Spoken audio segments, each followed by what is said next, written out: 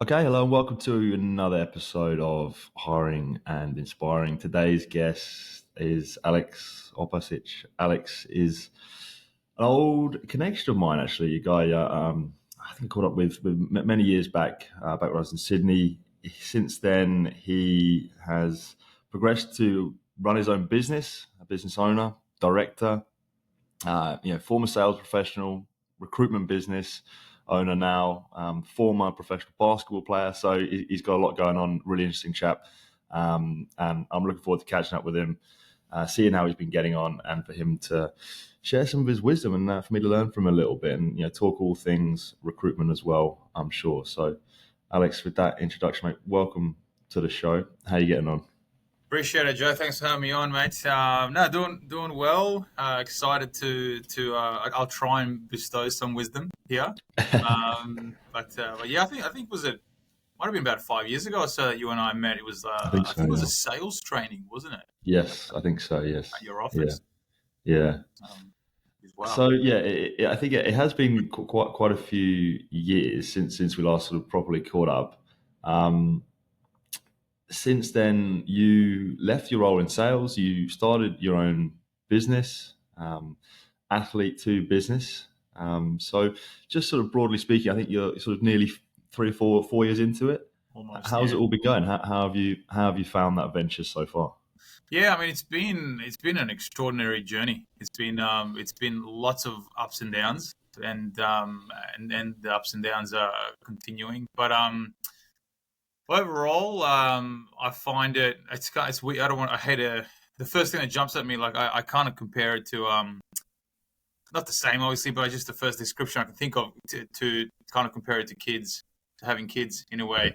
It's like so exciting. It's the best, but it's stressful. It's nerve Okay. wracking. It's uh, you just don't know what you're gonna get from one day to Yeah. the next. In a similar way, and it's a weird comparison. But because at the same time I started my business, I started having kids. So I've got two kids now, so I was like, it's kind of yeah, it's all words, man. I don't have like it's amazing. At the same time, Yeah. it's so stressful, but it's amazing. That's how I can describe it. I can just imagine. Yeah. Yeah. So the business itself, athlete to business. How do you describe the sort of the purpose of your company? What do you do? How are you helping your customers, and how are you helping your candidates as well? Yeah, look, so I'll start back to just how I why I started it. Sure. Yeah. And it was kind of I guess scratching my own itch. So I used to be a pro basketball player back in the day, a long time ago. I'm really washed up now. Um, and, when I retired from the game, I had a few knee injuries. Then I had surgeries, and it was just kind of game over for me, really. At a fairly young age, 25, 26. Um, and I struggled with transitioning out of the game. Just had no idea what to do next. I must have changed jobs for about a good period of year and a half, 2 years, maybe 8 times. Had no idea what to do, but eventually I landed on my feet in sales, and my you guys actually placed me, Yeah. Tim West, placed me in my very first role in media sales, which I loved, really loved. Did that for so I worked in media sales for almost 6 years, and then Tim again placed me in another sales role after that, which was really cool. And just in my journey, mate, I noticed a lot of other athletes who end up in sales and who do really well. Some kind of elite athlete background, whether it's back in high school, university, and then some that are lucky enough to go professionally. I just find their skills translate really well into sales. But I also noticed a lot of athletes like myself struggle with that transition initially. So I started my business to bridge that gap. So the purpose of my business is to raise awareness to the corporate world of, hey, you should seriously look at these elite athletes for your business teams. They can bring so much value. And at the same time, I wanted to raise awareness to athletes and be like, hey, there's this whole career ahead of you in sales, also recruitment. I do rec to rec as well. That you can thrive in and be very Yeah. successful if you translate your skills. So that's the purpose behind it, is to open doorways for athletes into fulfilling careers post sport. Yeah. Nice. And how do you sort of go about? My initial thoughts are, how would you find these athletes? Like, are you sort of well, I guess, connected in that world, given your background and that sort of thing? So that's your product, right? Your product is these athletes who are looking to get into sales. Yeah. How do you go about doing that? Yeah, look, over the last almost 4 years, my business has really morphed into developing a massive network of former athletes who are in sales already. Yeah. Right, as I'm sure you know, like there's a lot of athletes in sales. So most of my world is focused on placing experienced sales professionals Okay. Yeah. into roles. Um, 20% of my activities are focused on athletes who are transitioning from Okay. sport Yeah. into roles. It's a minuscule Yeah. time, but I mean, we can get into it. It's a whole other reasons to why. But in terms of finding those athletes, I've partnered with most of the sporting organisations in Australia now that will refer athletes to me as they Okay. retire. Nice. I do a lot of content as well, so I get a lot of word of mouth. Yeah. I'm on Instagram. A lot of athletes are on Instagram, Yeah. so I get a lot of traction from that as well. So there's a variety of different ways. Yeah. Gotcha. And as we say, 4 years in, you mentioned it has been, lots of ups and downs. What if you can have a think about it? What have been some of the high points, and then what have been some of the low points? Since you've launched this new Yeah, venture. look, the low points are the most recent ones, so that's top Okay. of mind. So I can go into that as well. But the high point was I grew my business pretty quickly in the first 2 years. So I ended up I had 5 staff. I ended up Yeah. hiring 5 people within the business. So I had yeah, I guess only up until recently, so about almost 2 years, I had 5 people in the business. So that journey, to a point where I initially hired people, and then that first 6 months of having my own team was such a high, like it was Yeah. pretty cool. Um, but then reality hit. It's okay. It's leadership. It's systems. It's operations. How do you motivate people? How do you assign tasks? How do you coach people? How do you get them to Yeah. perform? How do I perform whilst also helping other people perform? And that journey, I won't say that journey was a failure, but an epic learning curve for me. Mhm. Massive learning curve. So the low point is I had to scale back Okay. recently. And basically it's back to myself. I've got a couple of contractors still, and a part-time marketing person, but in terms of my broader team, I've had to scale back, but mainly because I don't think I was ready for leadership, hand on heart. But Mhm. so lots of lessons from that. Mate, that's very, humble for you to admit that. I think, and it sounds like a really interesting learning curve. Because something I often think about, that transition from maybe just being a salesperson to leadership. It's so difficult. And you, at the same time, you were doing that, but also that transition to, you're also running a business as well, and you'd never done it before. No, So I've never done it. I would say it would be unfair for you to say, expect to get it all right. You're right. Yeah, it's yeah the journey of leading a team, and once you do have a team, like you've got a proper business now, mate, it's a lot harder than I thought it would be. What are some things you might look to improve on? The lessons you've learned. You mentioned some big learning curve. Yeah. What can you take from it moving forward? The first thing I would do is once you and I consulted, I spoke to various different business coaches and consult. I've got a really good business coach who's helped me out as well, and we Yeah. did the best we could. But the first thing I would do is the moment I hire a team, 80% of my activities should be focused on coaching and mentoring, and making myself redundant. So getting them to generate the revenue that I'm generating, and coaching folks. So you'll have to give yourself, I'd say 6 months of, okay, the revenue might not be as good now for the next 6 months, but that's because I'm investing in coaching my team to start doing what I was doing. So therefore, then I can focus on other activities to grow the business. So that's the first thing. Where what I was doing the opposite. 80% of my time was spent on me generating sales, and 20% of my time was spent on coaching my team, which was wrong. Yeah. The other thing I would do is implement KPIs, systems, and processes from day zero. So I hired my team, and I was kind of going with the flow. And then about 7-8 months in, I realized, you know what, revenue hasn't moved since I've had 5 people. Therefore, profits must be plummeting. So let's look at what we're doing day to day, and then let's implement KPIs. And it's just too late by then. It was a losing battle from there. So really the first 2 things is I need to become a leader, manager, coach immediately, Yeah. and I need to be okay with revenue dropping whilst I'm coaching my team, because otherwise you're stuck in no man's land if you're doing a bit of both. Sorry, mate. Yeah. Go on. I was going to say, I can imagine that first one's an easy trap to fall into, because as you're a business owner, your immediate thought is, where's the money coming from? That's So it. that's why you're, as you say, that 80% was right. Let's close some deals. That's it. And I'm a salesperson at heart. That's what I do. Yeah. That's all I know how to do.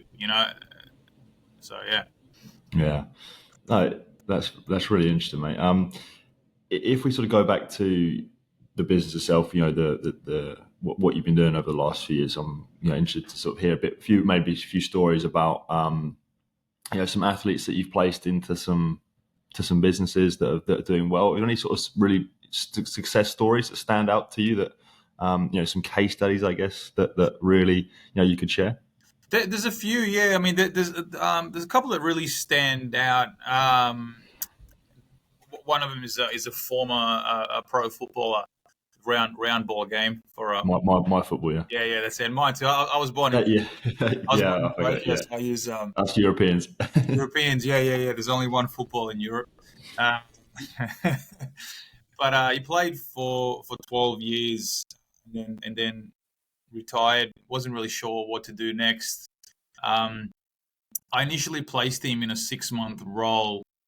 It was a contract role with the sales training business. It was purely doing just a lot of cold calling, just generating leads. So he did that for 6 months. Then I placed him in a recruitment role, Yeah. tech recruitment, and he did exceptionally well. So within his first 2 years, he's almost become a $1 million biller, and just exceptional talent. So that's a great story there. And then there's another one, another former pro footballer as well, that I placed with a big finance company.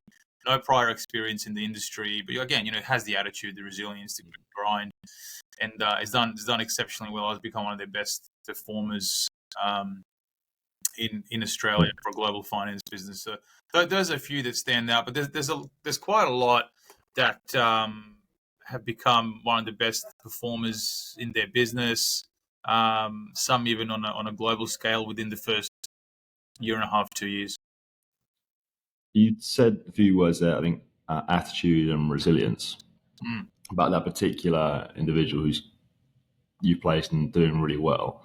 I guess this is an opportunity for you to sort of sell athletes and why they make great salesperson. What is it about, say, former professional athletes that are now transitioning into the world of sales and business that, in your opinion, often allows them to be successful? Resilience is the key one that stands out in sport. We as athletes, most athletes really lose more than they win. Because if we all kept winning, we'd end up, NBA, Yeah. Premier League, Champions League, you name it. I mean, even at that level, a lot of them you lose. So so as athletes, we're really good at losing. What I mean by that is really good at losing sounds weird. What I mean by that is we know how to take losses. Yeah. It doesn't affect us, or it might affect us for 10, 15, 20 minutes, but it's like, all right, cool. What did I learn from that? Let's move on. How do I win in the next one?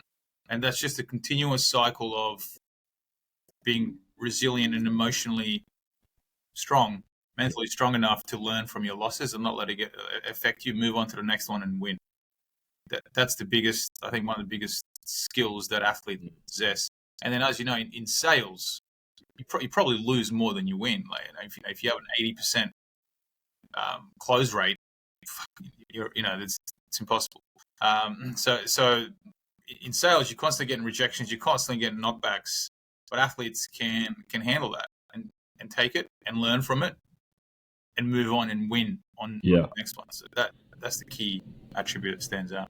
It's being able to bounce back quickly, isn't it? Because I think everyone, like, when you deal with a loss in sales or on the pitch, it hurts. However long you've been doing it, it hurts. Yeah. But it's more about how long I think you kind of sit on that for.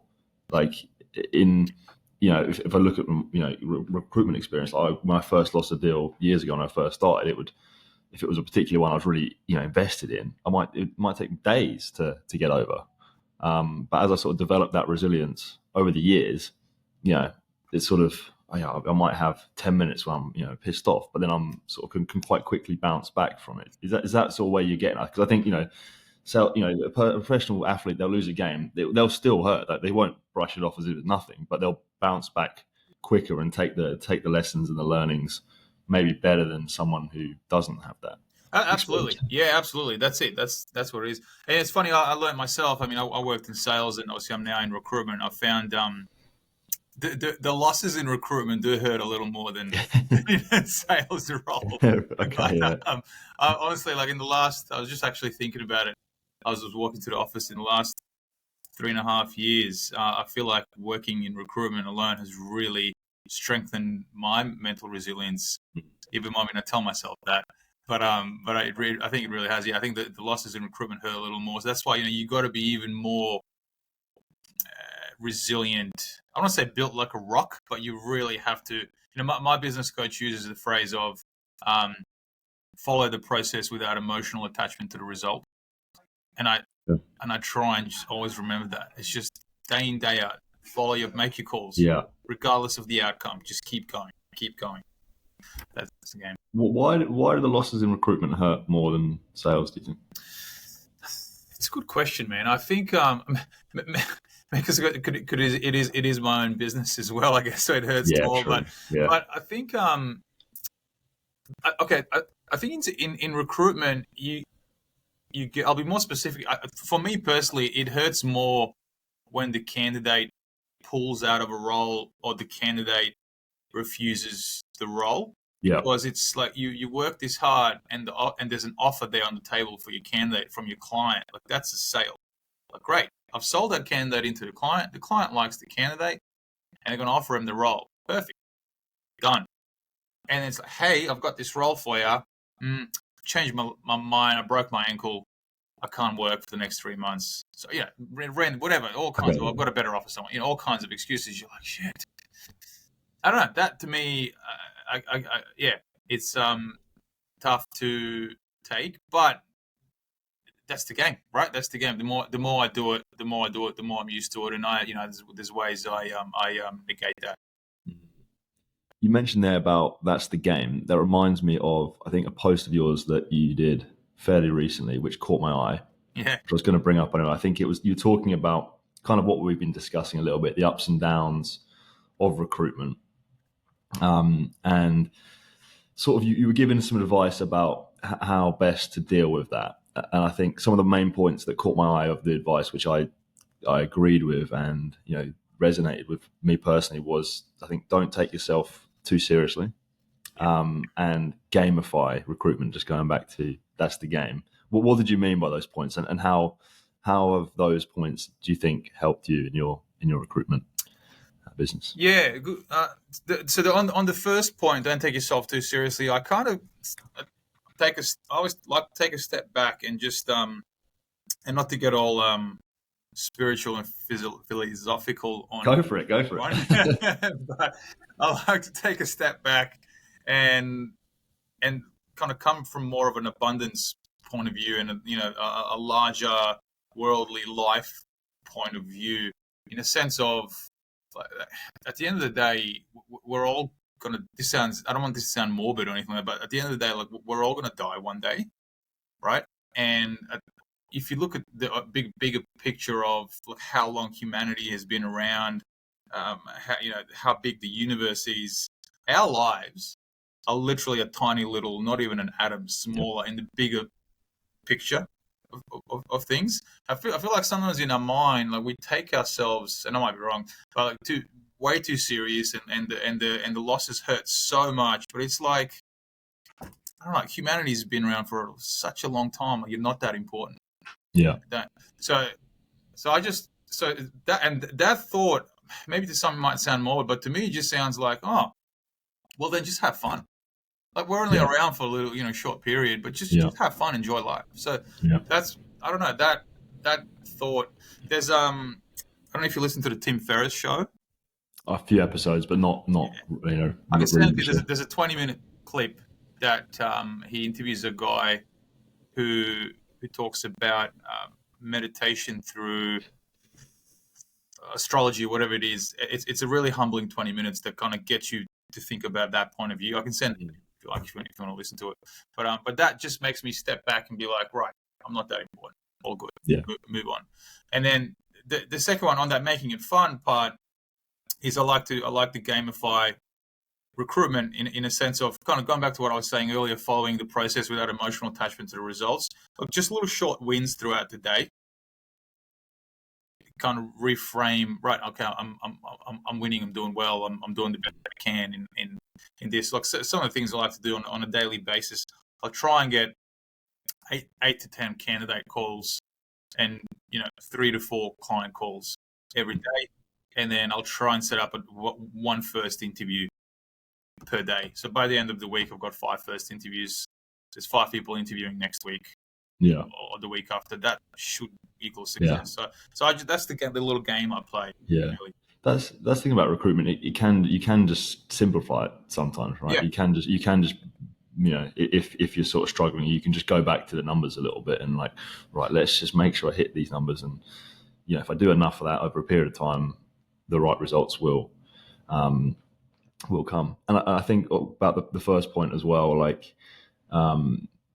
just have fun with it, because and big picture thinking is great advice, by the way, because it's sort of, sometimes you have that, you go leave the office and you're whinging about, oh, my candidate accepted another role, and then you think about it, it's like, in the big picture, it's nothing, it's not that important. And that thing about, you're not going to be here forever, so that's something I try and think about. Like, these are often, I'll probably, you as me as well, like, there'll be a point in your life where you'll look back at this point right now, like, oh, that was like the glory days. Do you know what I mean? Like, I wish I was that young again, having fun working in recruitment, a job that I'm lucky enough to really enjoy.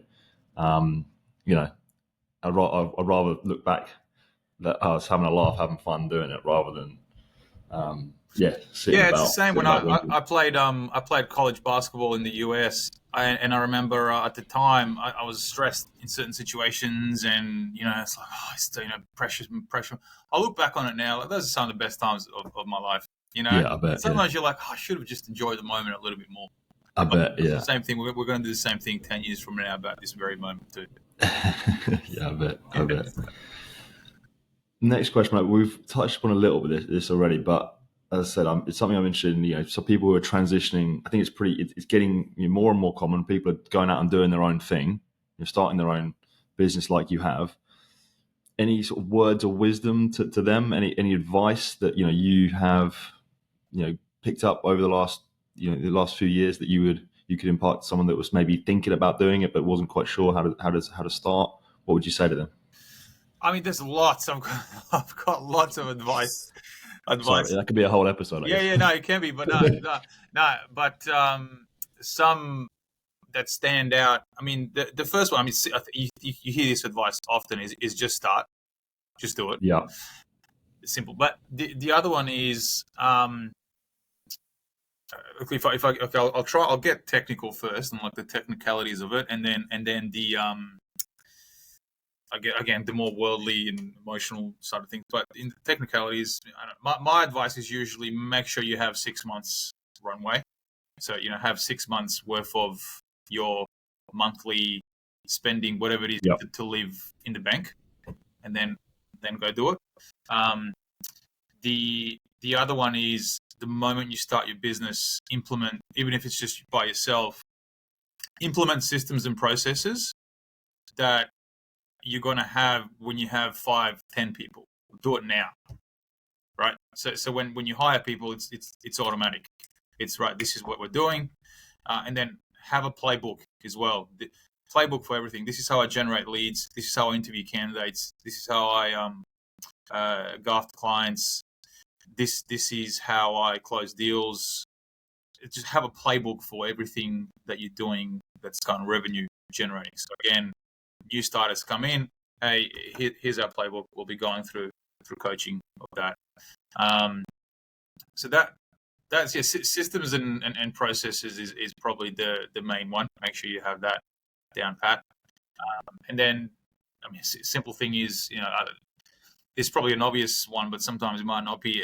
Everything you earn, put 30% aside straight away for tax.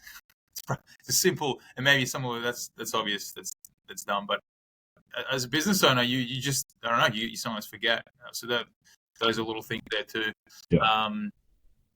It's probably the main ones. And then again, if you're hiring staff, as I said, make sure you're focusing on coaching and mentoring. And if you need people to hit the ground running straight away with minimal coaching, if that's your thing, advice is maybe first hire a GM before you do that, or you're going to have to pay a bit more money on the base salary to hire somebody who's going to hit the ground running.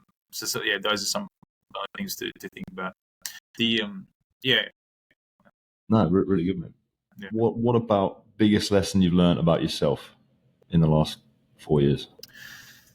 I think I alluded to it a little bit earlier, but I think I realized, again, without sounding arrogant or anything like that, I've become a risk taker, which isn't a bad thing. I think it's a good thing. I always say to people, if you're willing to take risks, that's the only way to grow. I think I'm more resilient than I thought as well. Yep. And I think the experiences in the last 4 years have made me more emotionally resilient and emotionally stronger. And I think, my willingness now to be okay with risk and okay with failure, because I took risks in hiring people 4 or 5. Yeah. I bootstrapped this business. It's my family money, and I gave it away to invest to grow the business. It didn't work out, but I'm still here, breathing. Kids are cool. We're still okay. Knock on wood. Absolutely. So I think that whole experience, I've learned, like, okay, I can endure that, the crazy ups and downs, and I think I'm a lot more resilient than I thought. I didn't think that I was maybe not resilient, but I just realized, like, shit, okay, I can do that. I can just keep going and do anything. Yeah, love it, man. We've talked quite a bit about the past, what you've been doing the last few years. What about the future? What does the future hold? For yourself, athlete to business. What are some of the goals for the future? Yeah, look, to be honest, the next 6 months for me are just keep going and back to me being an individual contributor performer. Okay. In terms of 360 recruitment. I've got certain consistent goal revenue numbers that I want to hit in mind, and it's just that. But in terms of business and scalability, post 6 months, I do want to start growing my business again, because now I'm equipped with a lot of knowledge on how to do it better. And also, one of my biggest, I think you'll start seeing it in soon, is I've realized that it's the athlete transition phase is something I'm really passionate about, and I've realized there's a lot of work that needs to be done there. So education and training is something I am going to be, I'm already started focusing on, but going to start expanding on that more and more. I think there's a lot that can be done in the education and training side of things to ensure that athletes transition from sport a lot better than I'm seeing currently that they are. Mm-hmm. So you still want to grow the team, but that'll be down the track, maybe in the next couple of years, or over 6 months. I'd say probably around June onwards, I'll look to grow the team again. I think to be completely honest as well, like I am, from the last 3.5 years, like I am tired. So it's been, so I think, hiring someone right now, I'm not in a good state Yeah. to implement all the lessons I've had, and I just at the moment, I'm to be honest, I'm just happy running it more like Yeah. a lifestyle business Yeah. as a solopreneur, and then let's reevaluate post 6 months.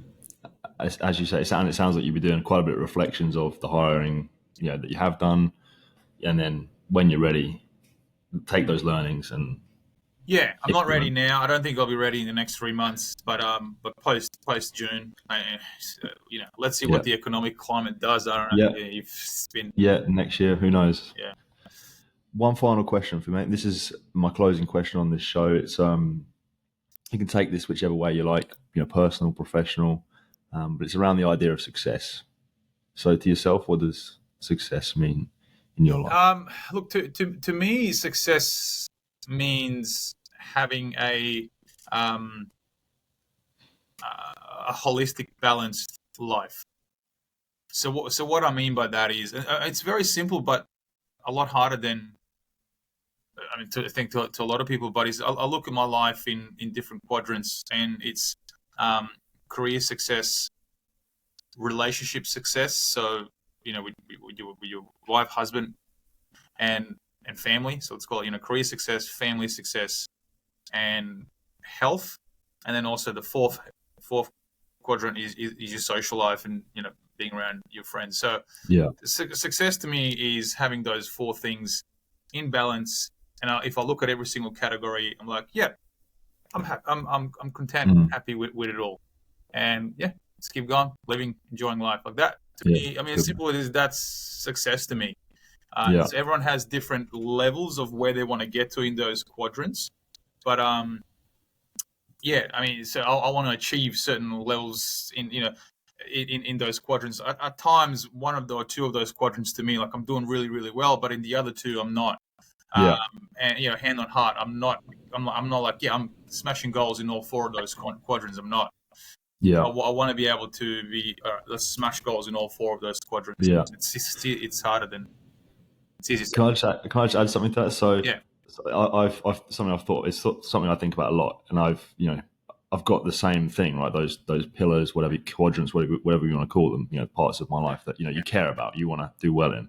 yeah, And for a long time, it was like I wanted to be smashing it at all of them, and then I realized that's actually often, impossible. yeah, There's always going to be one. So say you're really crushing it at work, spending long hours, your health might take a little hit, or yeah, your social. One of those things might take a hit, and I used to get sort of frustrated, like, I can't, But over time, I've learned that success is actually learning to be okay with when one of them drops. Like, yeah, maybe my social life hasn't been quite as I would have liked, but that's okay. It It's happens. just That's learning right. to be Yeah. okay when the pillars aren't always at the It's peak. hard, yeah. I think as long as, like, as long as unsimilar, like, as long as, I don't know, 12 months, 24 months, you look back and you've had some sort of moderation in all of them. But yeah, like, for me, like, this last 2 years, I'd say my social life has taken a bit of a hit because I'm focused on growing the business. What one like for me personally, one common denominator that doesn't that'll never be low is family.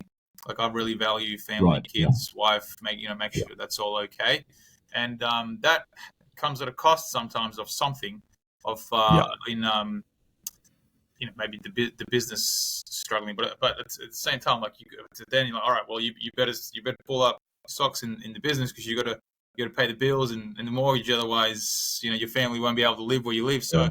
that's what I mean, like, just having, and that, as you said, that balance doesn't have to be in any given time all four of those are rocky. Just over time, make sure that there's balance across all four of those. Yeah. Great stuff, Alex. Thank you very much for joining me today. Really appreciate you coming on and sharing a lot about what you've been up to, especially the last few years. It sounds like quite a journey that you've taken a lot from what the ups and downs, and I think there's I'm sure there's like some good times ahead and some success in that business. So, mate, appreciate what you're doing. Keep going. Let's stay in touch. And I think anyone listening to that, anyone recruitment, sales, business owner, can take a lot from what you've just divulge there. So thank you very much, mate. Appreciate it. Thanks for having me on, Joe. And yeah, let's definitely stay in touch.